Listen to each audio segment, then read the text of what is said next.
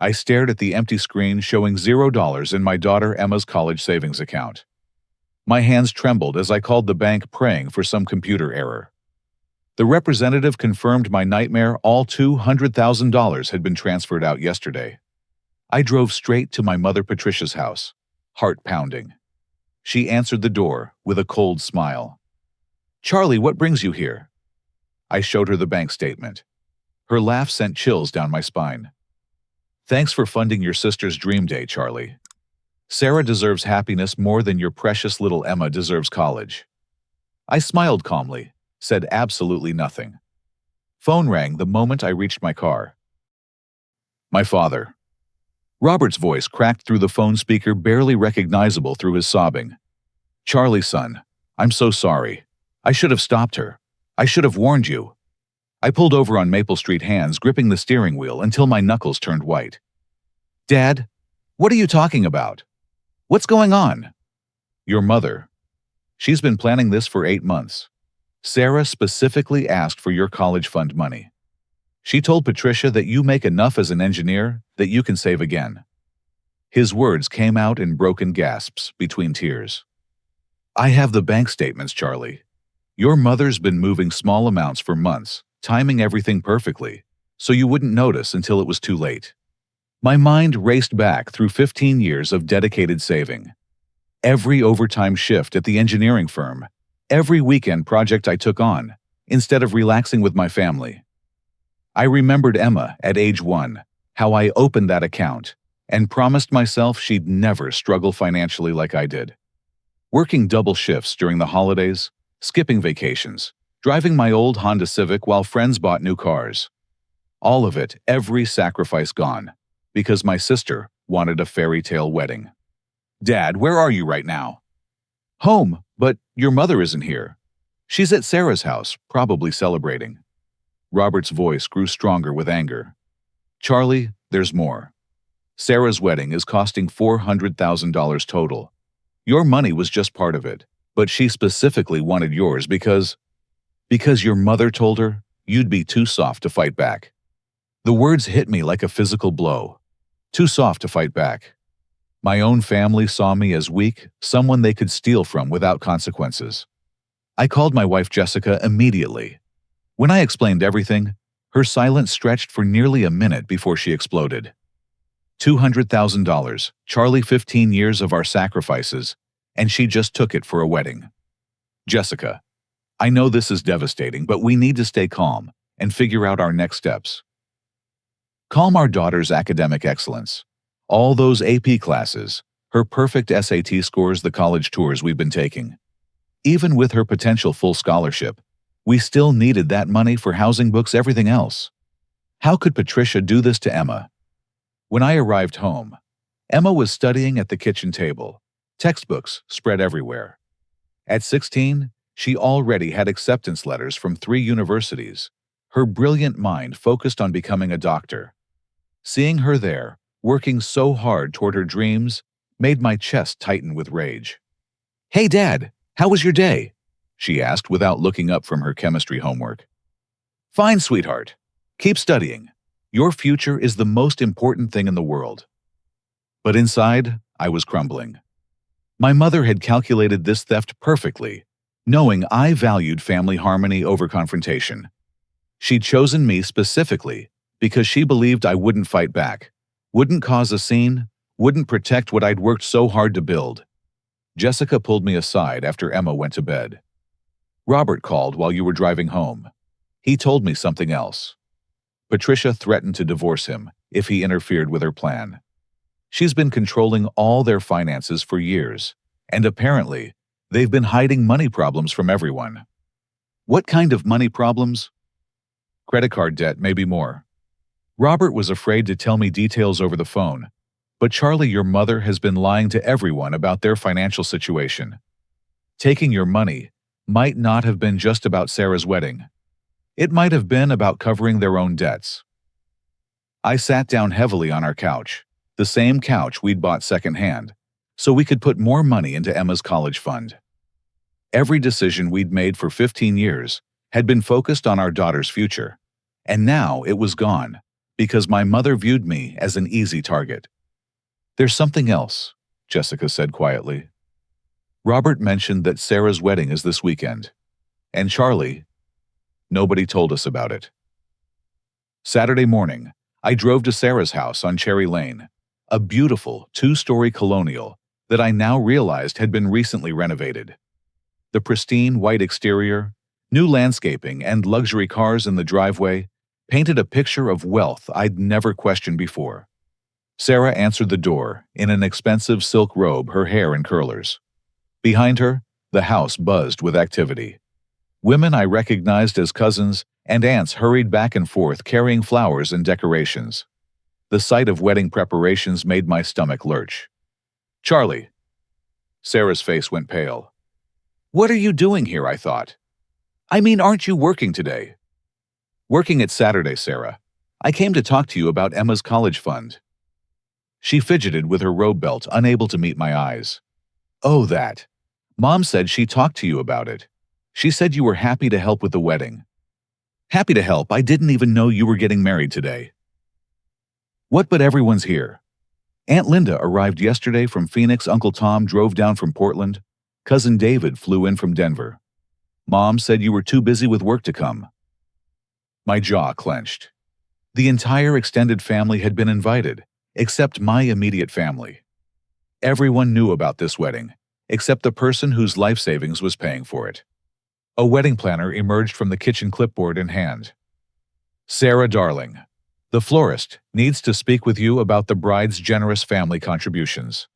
Apparently, the orchid arrangements cost more than expected, but since your family covered it, we're moving forward. The bride's generous family contributions. My contributions. My 15 years of sacrifice being attributed to Patricia's generosity. Sarah's fiancé Mark appeared in the hallway, adjusting his tie. When he saw me, his face brightened. Charlie, I'm so glad you made it. Sarah, why didn't you tell me your brother was coming? Mark, what? Sarah stammered. Actually, I said I wasn't invited. I just found out about the wedding yesterday when I discovered my daughter's college fund had been emptied to pay for it. Mark's smile vanished. What, Sarah, you told me your mother was paying for the wedding from her savings. She is, it's complicated, Mark. It's family money and… Whose family money exactly? I asked. Uncle Tom rounded the corner carrying a box of champagne. When he saw me, he stopped short. Charlie, good to see you, nephew. We were wondering why you hadn't RSVP'd. Your mother said you might not make it. Actually, Uncle Tom, I was never invited. Tom's eyes darted between Sarah and me. That can't be right. Patricia told everyone you'd donated the money for the wedding willingly. She said it was your idea to help Sarah have the perfect day. The lies were unraveling in real time. My mother hadn't just stolen my money. She'd rewritten the entire narrative to make herself look generous and me look willing. Aunt Linda emerged from the living room, carrying white roses.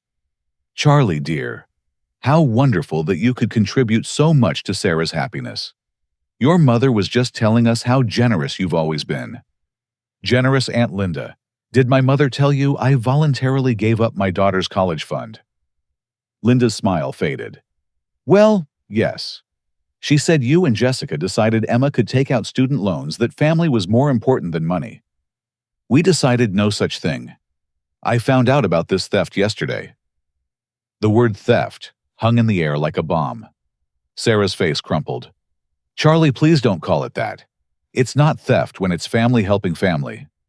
It's theft when someone takes money without permission from an account they have no legal right to access.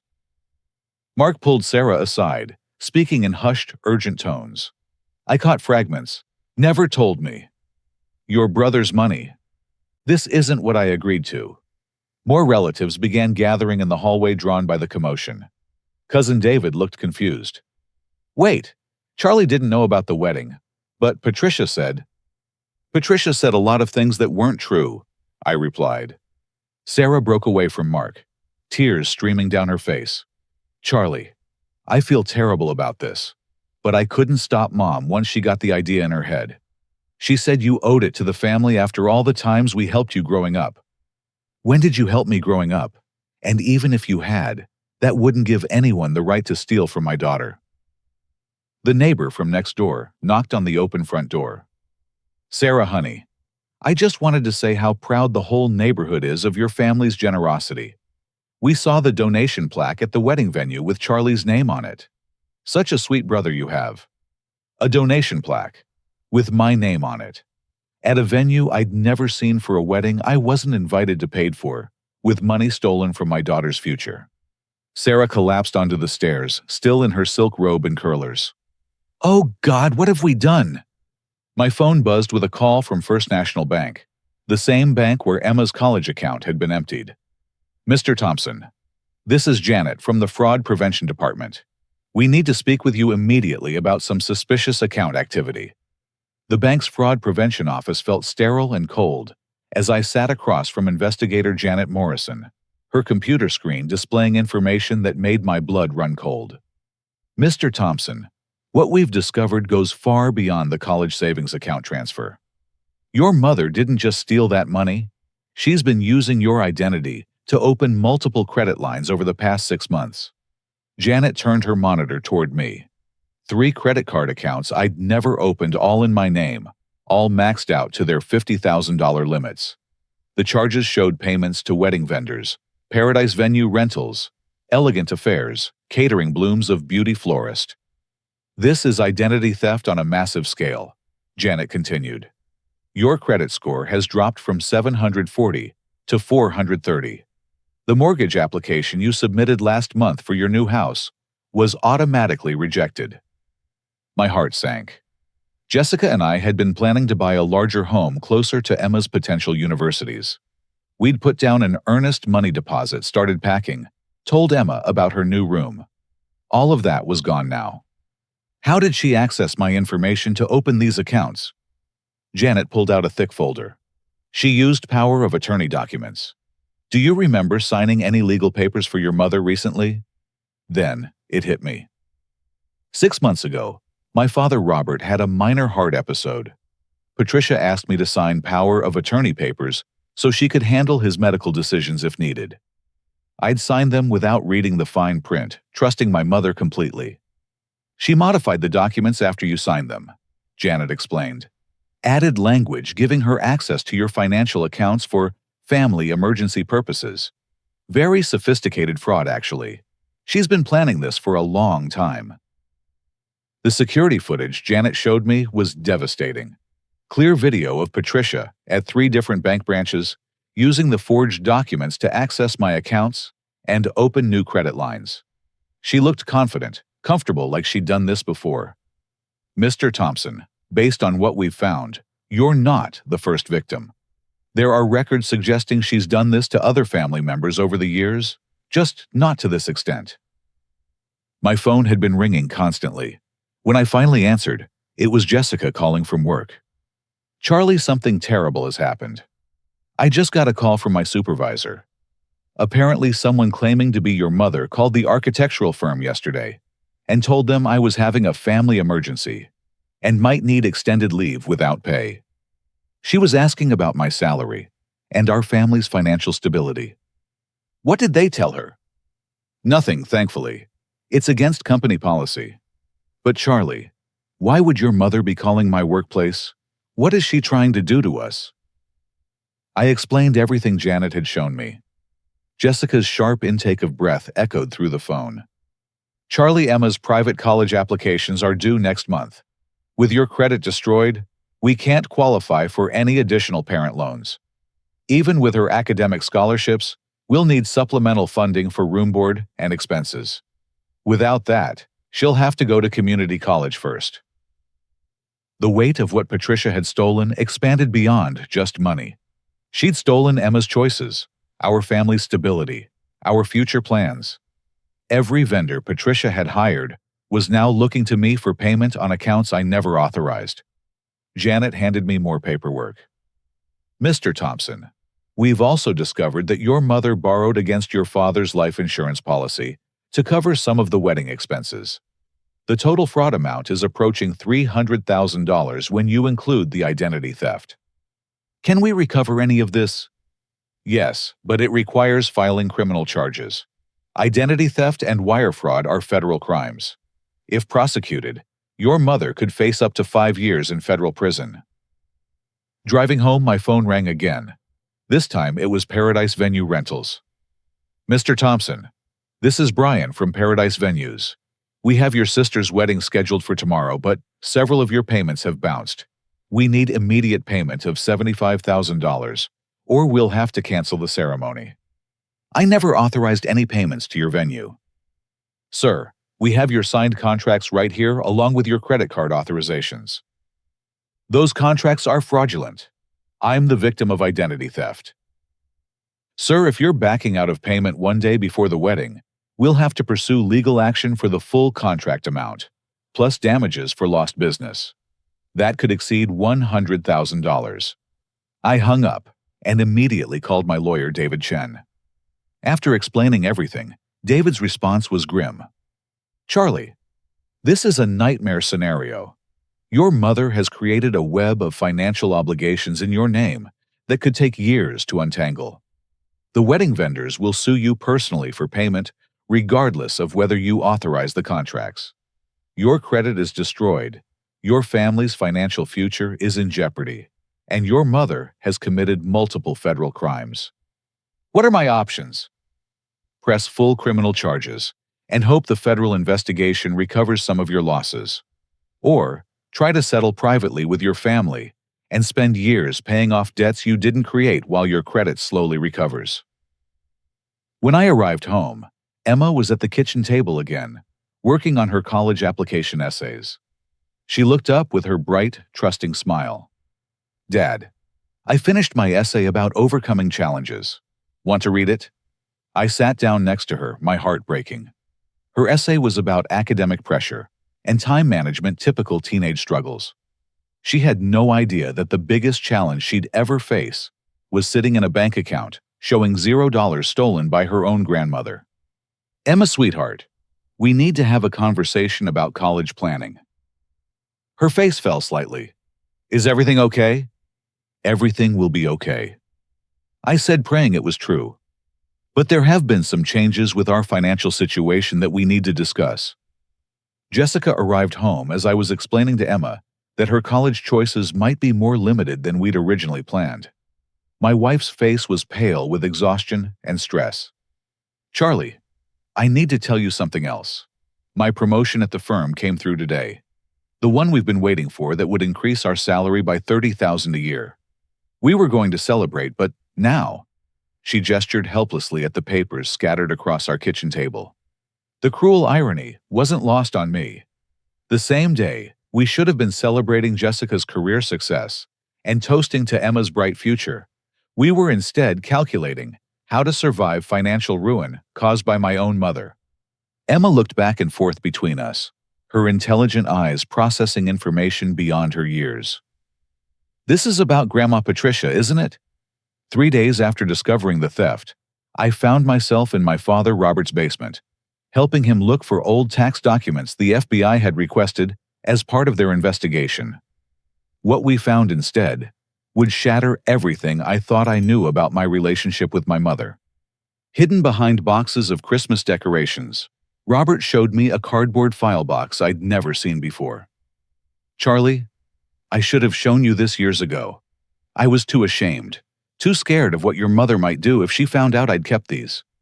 Inside were dozens of letters in Patricia's handwriting dating back over 10 years.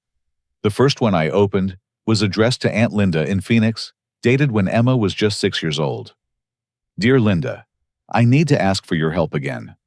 Charlie has gotten himself into financial trouble with some poor investments, and he's too proud to ask family for help directly. Could you send a few $100s to help cover Emma's school supplies? He's struggling to provide for his family on his engineer's salary because he's not very good with money. My hands trembled as I read.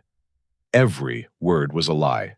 I'd never made poor investments, never struggled financially, never needed help with Emma's school supplies. But here was my mother systematically destroying my reputation with extended family, while requesting money that would supposedly go to me. Robert pulled out another folder. There are more, Charlie. She's been writing to everyone, Uncle Tom, Cousin David, even your old college friends. Look at this one. A letter to my college roommate Jake from 3 years ago. I'm worried about Charlie. He's been making poor financial decisions, and his marriage is under strain. Jessica is considering leaving him because of his spending habits. If you hear from him asking for money, please let me know. I'm trying to help them before they lose their house. Dad, none of this ever happened. My marriage isn't in trouble. We've never been at risk of losing our house, and I've never contacted Jake for money. I know, son. But your mother has been building this narrative for years, positioning herself as the responsible family member who has to clean up your mistakes.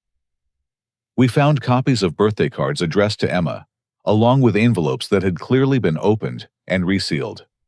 Inside were $20 and $50 bills with notes from grandparents and aunts. She intercepted Emma's birthday money, I asked, incredulous. For years, Robert confirmed sadly.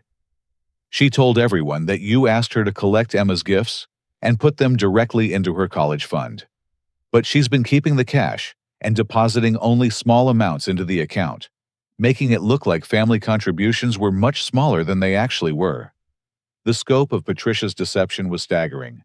She'd been stealing from Emma since childhood, lying to extended family about my character, and positioning herself as the family's financial savior, while systematically undermining my reputation. Robert handed me a small digital recorder. Charlie, there's something else. I've been recording some of her phone conversations trying to gather evidence because I knew this day would come. He pressed play. Patricia's voice filled the basement. Sarah, you deserve this wedding more than Emma deserves college. Charlie makes good money, and Emma's smart enough to get scholarships. Besides, it's time Charlie learned to put family first, instead of just thinking about himself and his precious little daughter. Another recording more recent. Sarah, Charlie won't fight back because he's too weak to stand up to family. He's always been the soft one, too concerned about keeping peace to protect what's his. He'll be upset for a while, but he won't do anything about it. The recordings revealed Patricia's complete lack of remorse and her calculated assessment of my character. She'd studied my personality, identified what she saw as weakness, and exploited it ruthlessly. But the most devastating discovery was a folder of documents showing Patricia's true financial situation. Credit card statements, with balances over $60,000 past due notices, and correspondence with debt collection agencies. She and Robert were drowning in debt from years of living beyond their means. Dad, why didn't you tell me you two were having financial problems? Robert's shoulders sagged. She made me promise never to tell you kids. She was ashamed, but more than that, she was angry. She felt like you and Sarah had successful careers and happy families while we were struggling. She began to see Emma's college fund as money that should have been helping us instead. I found gambling receipts from local casinos showing Patricia's addiction had cost them thousands over the years. Restaurant bills, shopping receipts, vacation expenses, all while they were accumulating debt they couldn't afford. Charlie, your mother convinced herself that you owed us money. She said you'd had advantages growing up that you never appreciated, that we'd sacrificed for your education, and you'd never paid us back. What advantages? You and Mom both worked regular jobs. We lived in a normal house. I paid for my own college with loans and jobs. I know, son. But in her mind, she'd rewritten history. She believed her own lies about your ingratitude and her sacrifices. The final folder contained correspondence with Sarah dating back 8 months, exactly as Robert had told me earlier. But seeing Patricia's actual words was devastating. Sarah, I've found a way to fund your dream wedding. Charlie has over $200,000 sitting in Emma's college fund money that could give you the perfect start to your marriage. Emma's smart enough to get scholarships and loans, but you'll only get one chance at your perfect wedding day. Let me handle Charlie. He won't fight family, especially not his baby sister. Sarah's response letters showed initial reluctance. Mom, I don't feel right taking Emma's college money. But Patricia's manipulation was persistent. Charlie owes this family more than he's ever given. This is just balancing the scales. The documents painted a picture of decade-long financial and emotional manipulation. Patricia had systematically destroyed my reputation, stolen from my daughter, lied to extended family, and convinced herself that she was entitled to my money as compensation for imagined slights. Robert broke down completely as we finished going through the papers. "Charlie, I should have stopped her years ago. I should have warned you what she was planning. I'm so ashamed of what we've done to you and Emma. Dad, you're as much a victim as I am. She's been controlling and manipulating you too." But I let her do it. I was too scared of losing her to stand up for what was right. My phone rang. It was Jessica, calling from work again, her voice tight with controlled rage. "Charlie, you need to come home immediately. Your mother just showed up at our house and tried to convince Emma that we were overreacting about the college fund. She told our 16-year-old daughter that family loyalty was more important than education." The audacity of Patricia's continued manipulation, even after being caught, proved that she felt no genuine remorse. She was still actively trying to control the narrative, now targeting my daughter directly. "I'll be right there," I told Jessica. Then I turned to Robert. "Dad, tomorrow morning we're taking all of these documents to the FBI. It's time Patricia faced real consequences for what she's done to our family." The FBI field office in downtown Seattle felt like the last place I'd ever imagined having to visit. Special Agent Sarah Martinez specialized in financial crimes, and her reaction to the evidence Robert and I brought was immediate and serious. "Mr. Thompson, what your mother has done constitutes multiple federal crimes: wire fraud, identity theft, mail fraud, and elder financial abuse. The systematic nature of this fraud, combined with the use of interstate commerce for the wedding vendor payments, puts this squarely in federal jurisdiction." Agent Martinez spread Robert's recordings and documents across her desk. "The recordings your father made provide crucial evidence of premeditation. This wasn't an impulsive act. This was a calculated long-term criminal enterprise." What kind of sentence could she face? Wire fraud and identity theft each carry maximum penalties of 20 years in federal prison. Given the amount involved, over $300,000, including the credit fraud, she's looking at a minimum of 5 years if convicted. The weight of those words settled over me. My mother could spend 5 years in federal prison. Part of me felt sick at the thought, but a larger part felt relief that someone was finally taking her crimes seriously. "Agent Martinez, I need to know something. Will pressing federal charges help us recover the money?" Federal restitution laws require convicted defendants to repay victims in full plus penalties. If your mother has any assets, they'll be seized and liquidated. Additionally, the victim's fund can provide partial compensation while the case progresses. My lawyer David had accompanied us to the meeting. "Agent Martinez, there's a time-sensitive element here. The wedding this fraud was intended to fund is happening this weekend. The vendors are demanding immediate payment, and Mr. Thompson's credit has been destroyed by the identity theft." "That works in our favor," Agent Martinez replied. "We can freeze the vendors' payments immediately, which will prevent the wedding from proceeding as planned. This should force the family to confront the reality of what Patricia has done." She handed me paperwork to initiate the federal investigation. "Mr. Thompson, I need to be clear about something. Once we start this process, there's no going back. Your mother will be arrested probably within the next week. Your family relationships will be permanently altered. I thought about Emma studying at our kitchen table, trusting that her parents would protect her future. I thought about Jessica's promotion celebration being ruined by financial devastation. I thought about 15 years of sacrifice being stolen by someone who was supposed to love and support us. Agent Martinez, my mother made her choices when she decided to steal from her granddaughter's future. Now, I'm making mine." After filing the federal complaint, David and I drove to Paradise Venue Rentals to deliver a cease and desist letter. The owner, Brian Stevens, was initially hostile until David explained the federal investigation. "You mean Mrs. Patricia Thompson committed identity theft to book our venue?" "That's correct," David confirmed. All contracts signed in Charlie Thompson's name were fraudulent. The FBI will be contacting you as part of their investigation." Brian's anger shifted from us to Patricia. "Do you have any idea what this does to our business? We have a wedding scheduled for tomorrow with 300 guests, and now you're telling us the payments are all fraudulent.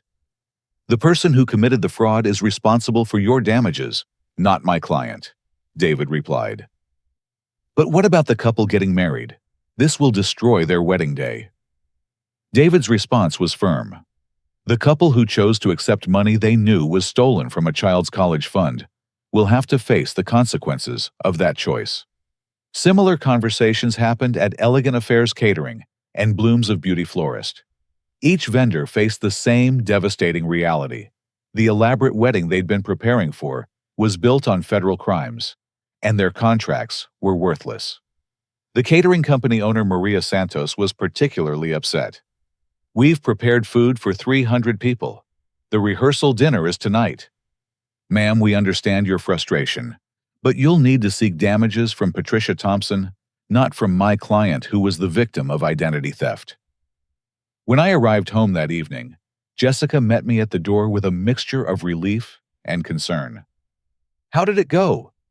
"The FBI is taking it seriously. Patricia will be arrested probably within the week.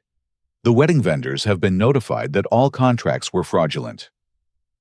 Charlie, your mother, called here 6 times today.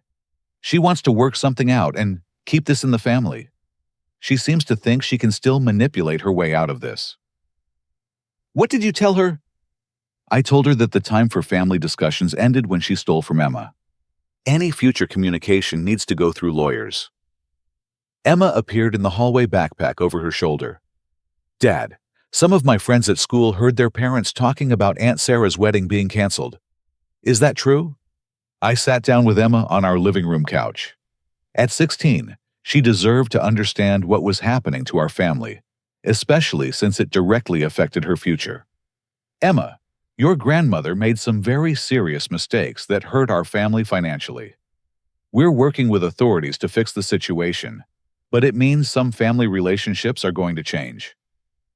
"Is it about my college fund?" Jessica and I exchanged glances. We'd tried to shield Emma from the full details, but she was too intelligent to fool. "Yes, sweetheart. Grandma Patricia took your college money to pay for Aunt Sarah's wedding without asking us. But we're going to make sure you still have opportunities for college." Emma was quiet for a long moment. "Dad, are you going to let her get away with it?" "No, Emma, I'm not." For the first time since this nightmare began, I saw pride in my daughter's eyes, instead of worry. My phone buzzed with a text from Sarah. "Charlie, please call me. The venue canceled everything. Mom won't tell me what's happening. Mark is freaking out, and his family is asking questions."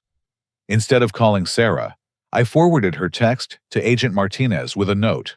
"The co-conspirator is trying to contact me. Should I respond?"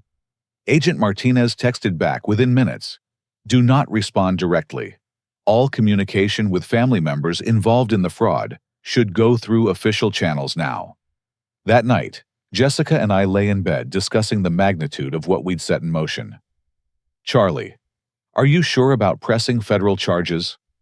Once Patricia is arrested, there's no taking it back. Jessica, she stole from our daughter and destroyed our credit to fund a party for someone who didn't even invite us. She's been lying about us to our extended family for years and manipulating everyone around her.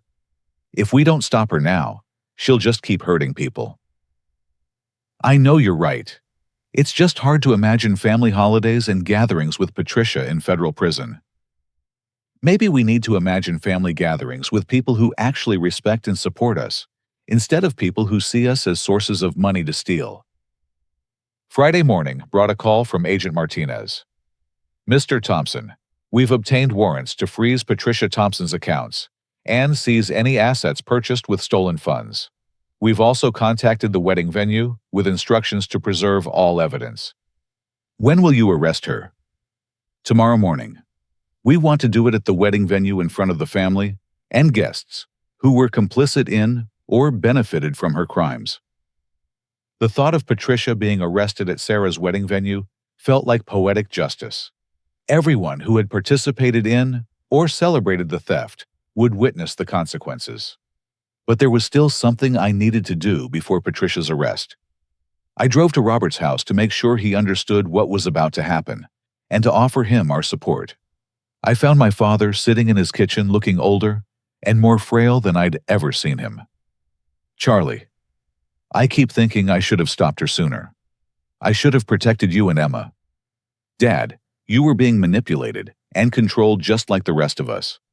The important thing is that you're helping us stop her now.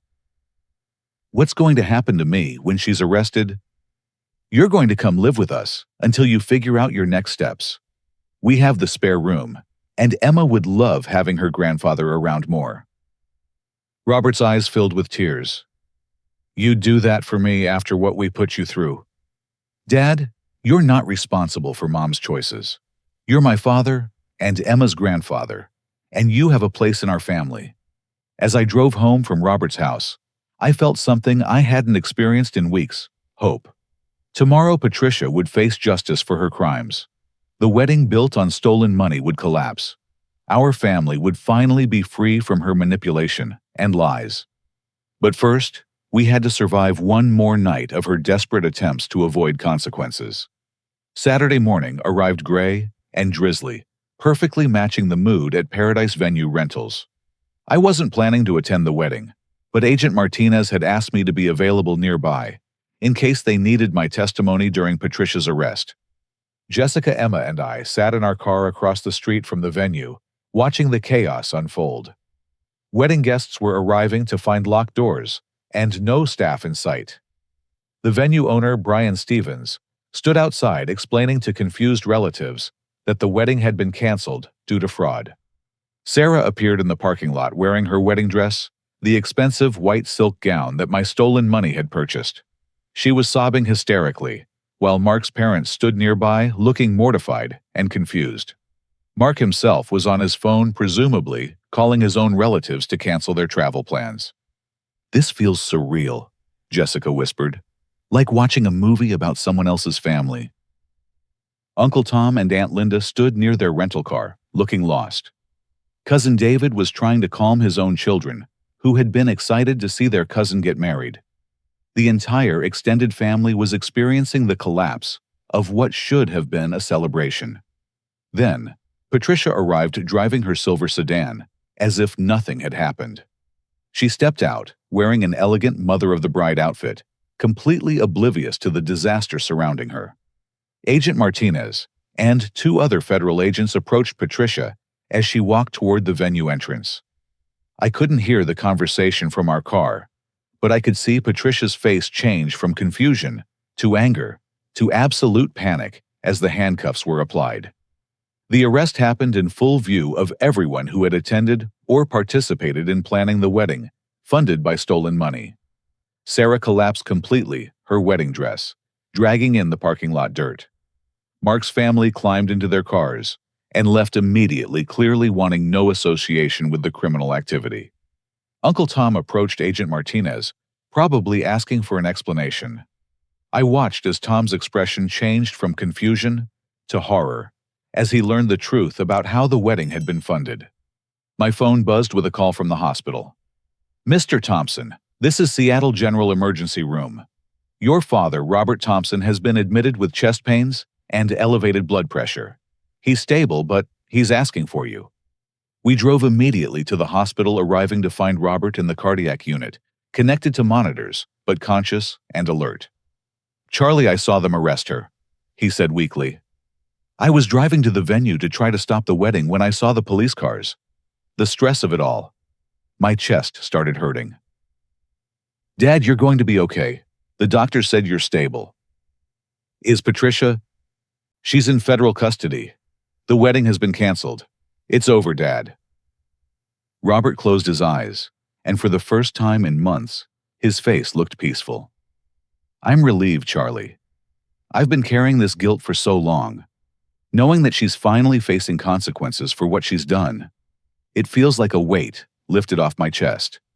Dr. Patricia Williams, the attending cardiologist, explained that Robert's episode was stress-induced, and that his heart function was actually better than expected for his age. He'll need to stay overnight for observation, but I think the emotional resolution of whatever situation was causing him stress will actually improve his recovery. While Robert rested, my phone rang constantly with calls from family members who had been at the venue. I didn't answer most of them, but I did take a call from Uncle Tom. "Charlie, I owe you the biggest apology of my life. I had no idea what Patricia had done to you and Emma. Agent Martinez explained everything. How can we make this right?" "Uncle Tom, the people who need to make this right are Patricia and Sarah. You were lied to just like everyone else. But we celebrated money that was stolen from Emma's education. We were accessories to hurting our own family member. You didn't know. Patricia is a master manipulator. She fooled everyone. Charlie, is there anything we can do to help with Emma's college costs?" "That's very generous, but we'll figure out our own path forward. The important thing is that the truth is out now." Later that afternoon, Jessica and I received a call from Sarah, sobbing so hard we could barely understand her words. "Charlie, Jessica, I'm so sorry. I had no idea Mom was lying to everyone about how willing you were to help. I thought you had agreed to contribute to the wedding. I would never have taken Emma's college money if I had known the truth." "Sarah, what did you think was happening? Did you really believe I would voluntarily empty Emma's college fund and then not even attend your wedding? Mom told me you were being dramatic about it, that you were upset, but that you'd get over it.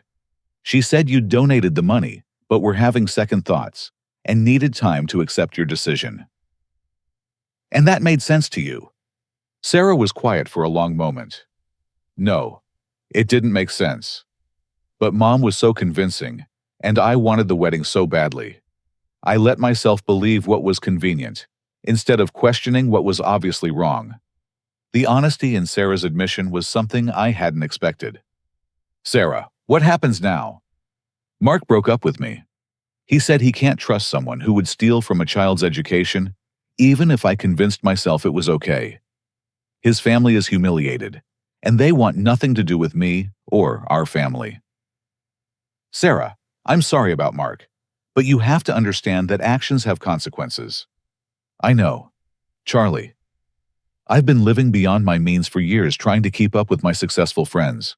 The house, the car, the lifestyle. I'm drowning in debt, and the wedding was supposed to be my one perfect moment before reality hit." This revelation explains some of Patricia's motivation.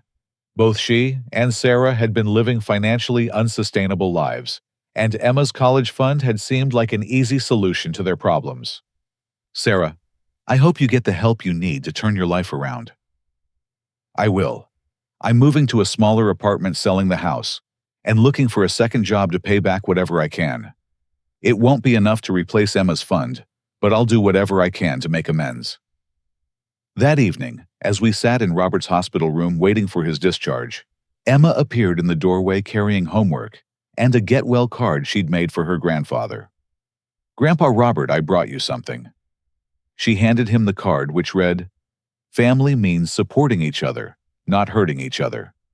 Thank you for being the kind of grandfather who protects his family." Robert broke down reading the card, pulling Emma into a gentle hug. "Sweetheart, I'm so sorry about what happened to your college fund. Grandpa Dad says you helped stop Grandma Patricia from hurting us anymore. That makes you a hero in my book." Later that night, lying in our own bed, Jessica and I debriefed the most surreal day of our lives. "Charlie, seeing Patricia arrested, Sarah's wedding collapse, and your dad in the hospital. It feels like our whole family structure just exploded. Maybe that's not entirely a bad thing. Maybe we needed to see which family relationships were built on manipulation and lies versus which ones were based on genuine love and support." Emma handled everything so maturely. She understands that protecting her future was more important than avoiding family conflict. She also understands that real family members protect each other instead of stealing from each other. As I drifted off to sleep, I thought about the next phase, Patricia's prosecution, the recovery of our stolen money, and the slow process of rebuilding trust with extended family members who had been manipulated into complicity with her crimes. But for the first time since discovering the theft, I felt optimistic about our family's future. Patricia's arrest marked the end of years of manipulation and the beginning of honest relationships based on respect rather than control. 6 months later, I stood in our kitchen, opening an envelope from the Federal Bureau of Investigation's Financial Crimes Restitution Program. The check inside was for $247,000, Emma's original college fund, plus additional penalties Patricia had been ordered to pay. "Emma Jessica, come here," I called out, my voice shaking with emotion. Emma bounded down the stairs, now 17, and in her senior year of high school. Jessica emerged from the home office where she'd been working on architectural plans for her latest project. Her promotion had led to even greater opportunities, and our family's financial stability was stronger than ever. "What is it, Dad?" Emma asked, then saw the check in my hands. Her eyes widened. "Is that—" "Your college fund has been fully restored, plus additional money for graduate school if you choose to pursue it." Emma screamed with joy and threw her arms around me. "Does this mean I can accept the admission to Stanford?" "It means you can choose any university you want, sweetheart. Your future is completely open again." Jessica looked over my shoulder at the restitution paperwork. "What happened to Patricia?" "She was sentenced to 18 months in federal prison, plus 3 years of supervised probation. She's also required to complete financial counseling and addiction treatment for gambling." The judge was actually more lenient than Agent Martinez expected because she cooperated fully with the investigation once she realized the evidence was overwhelming. The past 6 months had been a journey of healing and rebuilding that I'd never imagined possible. Patricia's prosecution had revealed the full scope of her financial crimes, which extended back nearly a decade and involved several other family members as victims. Robert had moved in with us permanently and had become an integral part of our daily life. His health had improved dramatically once the stress of hiding Patricia's crimes was removed. Emma adored having her grandfather around, and he'd become her biggest supporter during her final year of high school applications. "Charlie," Jessica said, reading more of the FBI paperwork, "what does this say about Sarah?" "Sarah wasn't criminally prosecuted because she cooperated with the investigation and demonstrated genuine remorse. She's been working 2 jobs to pay back what she can. She's actually coming over for dinner tonight." Emma looked surprised. "Aunt Sarah is coming here?" "Yes, and I think you'll be impressed with how much she's changed." The transformation in Sarah had been remarkable. Losing Mark, her house, and her previous lifestyle had forced her to confront the unsustainable choices she'd been making. She'd moved to a modest apartment, taken a full-time job at a non-profit organization, and spent weekends working part-time at a retail store. More importantly, she'd been attending therapy to understand how she'd been manipulated by Patricia and to develop healthier relationship patterns. Her humility and genuine commitment to making amends had gradually rebuilt some trust between us. When Sarah arrived for dinner, the change in her appearance was striking. Gone were the expensive clothes and high-maintenance styling. She looked healthier, more natural, and more genuinely happy than I'd seen her in years. "Emma," Sarah said, handing her a card, "I brought you something." Inside the card was a check for $2,000. "It's not much compared to what was taken from you, but it represents 6 months of working extra shifts specifically to contribute to your college fund." Emma looked at me questioningly, and I nodded. Aunt Sarah has been working very hard to make amends for her part in what happened. "Emma, I need you to know that I was wrong to take money meant for your education, regardless of what your grandmother told me. I convinced myself it was okay because I wanted it to be okay, but I knew deep down that it wasn't right. Aunt Sarah, I appreciate your honesty, and I appreciate that you're working to fix what happened." Robert joined us for dinner, something that had become a weekly tradition. Watching him interact with Sarah was fascinating. He was supportive, but firm about holding her accountable for her choices. "Sarah, how is the therapy going?" Robert asked. "It's hard, Dad. I'm learning that I've been making excuses for poor decisions for most of my adult life.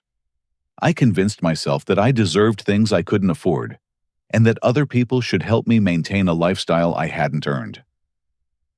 What's different now? Jessica asked. Now I'm living within my means for the first time since college. I have a budget, I'm paying down debt, and I'm building an emergency fund instead of assuming family will bail me out of problems. Emma Everdirect asked the question we'd all been wondering. Do you miss your old life? Sarah considered this carefully. I miss some of the luxuries, but I don't miss the constant stress of pretending I could afford them. I don't miss lying to myself about where the money was coming from. And I definitely don't miss being the kind of person who could take her niece's college fund. After dinner, Sarah helped Emma with a college application essay about overcoming adversity. Watching them work together felt surreal after everything that had happened, but it also felt hopeful. Emma. Sarah said, "Your essay is powerful because you're writing about real growth. You learned that standing up for what's right sometimes means confronting people you love. I learned that from watching Dad. He could have just accepted what happened to keep peace in the family, but he chose to fight for my future instead." Later that evening, after Sarah had gone home and Emma was studying upstairs, Jessica and I reflected on how dramatically our lives had changed. Charlie, do you ever regret pressing federal charges? Never. Patricia needed to face real consequences for her actions, and our family needed to understand that stealing from children is unacceptable regardless of the family relationship. What do you think Emma learned from all of this?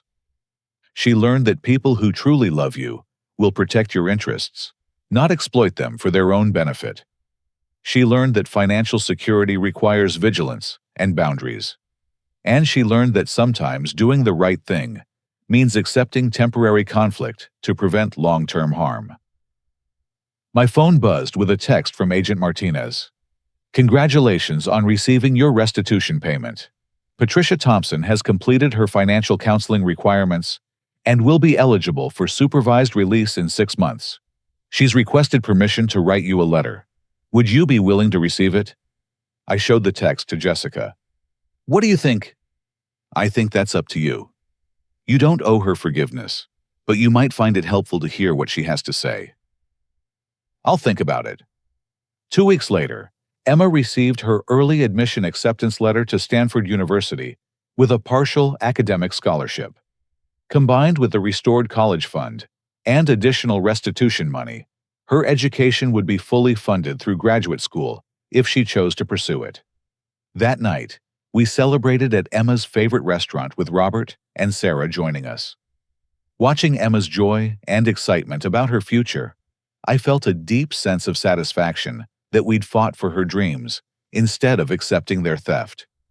Dad, Emma said as we were leaving the restaurant, "Can I ask you something?" Of course, sweetheart. When you first discovered what Grandma Patricia had done, were you tempted to just let it go to avoid family drama? I considered her question seriously. Yes, I was. For about 5 minutes, I wondered if it would be easier to just accept the loss and try to rebuild your college fund from scratch. What changed your mind? I realized that letting her get away with it wouldn't just hurt us. It would hurt her next victim. People who steal from their own family don't usually stop with one crime. She needed to face consequences both for our sake and for her own. Do you think she's learned anything from going to prison? I hope so, Emma. But whether she has or not, you've learned something important, that your parents will fight for your future, even when it's difficult or uncomfortable. As we drove home that night, I thought about the life lesson that had emerged from our family's crisis. Sometimes the hardest battles we fight are with people we love most. True strength isn't avoiding conflict, but protecting what matters most, even when it means standing alone. Family loyalty doesn't mean accepting abuse. It means having courage to do what's right for those who depend on us. Patricia's theft had threatened to destroy Emma's educational opportunities and our family's financial security.